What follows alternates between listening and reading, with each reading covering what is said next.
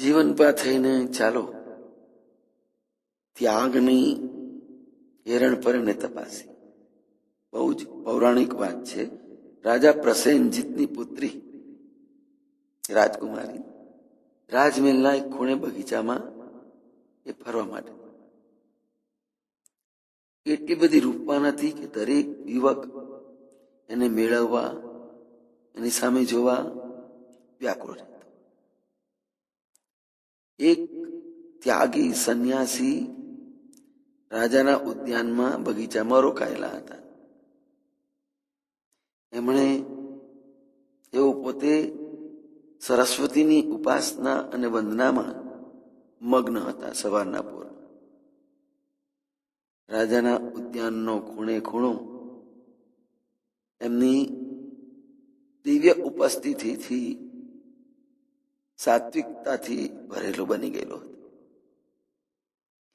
આ રાજકુમારી વિપુલા પણ એ સંગીત તરફ ખેંચાવા લાગી. સરસ્વતીની વંદનામાં સુંદર રીતે ગાતા હતા. એ સાંભળીને એ ખેંચાય. એ સંગીતને સાંભળીને આપોઆપ જ એના પગ નૃત્ય કરવા લાગ્યા. એમને એમ લગભગ કલાક કરતા વધારે સમય પસાર થઈ ગયો. પછી સંન્યાસીના એ સંગીતને સાંભળીને એના તરફ આકર્ષિત થઈ. વિપુલા રાજકુમારીએ પોતાના ગળામાં પહેરેલો હાર સંન્યાસીના ગળામાં નાખી દીધો. આ ત્યાગી સંત તો ભક્તિરસમાં ભાન ભૂલીને પોતે ગાઈ રહ્યા હતા અને એમાં મસ્ત બનેલા હતા. એમના ગળામાં માળા પડતા જ એમણે આંખો ખોલી. તરત જ એ માળા ઉતારીને રાજકુમારીના હાથમાં પાછી આપી.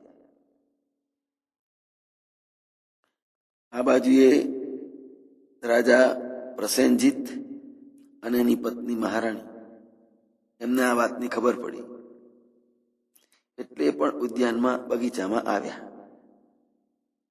એમણે એ વિરક્ત સંન્યાસીને કહ્યું કે વિપુલાએ અમારી રાજકુમારીએ આપનું વરણ કર્યું છે. ખૂબ સૌભાગ્યની વાત છે.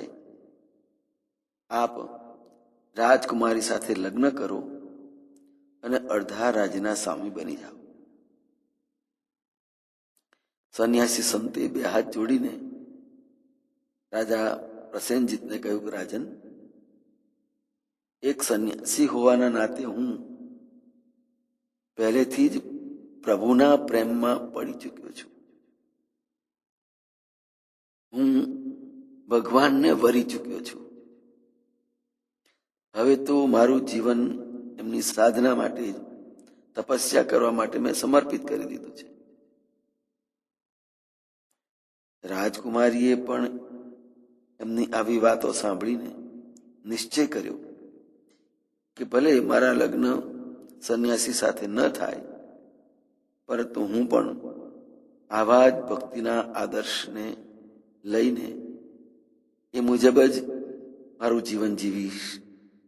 આમ અંતે વાસના ઉપર સંન્યાસીના ત્યાગનો વિજય થયો. જય મહારાજ.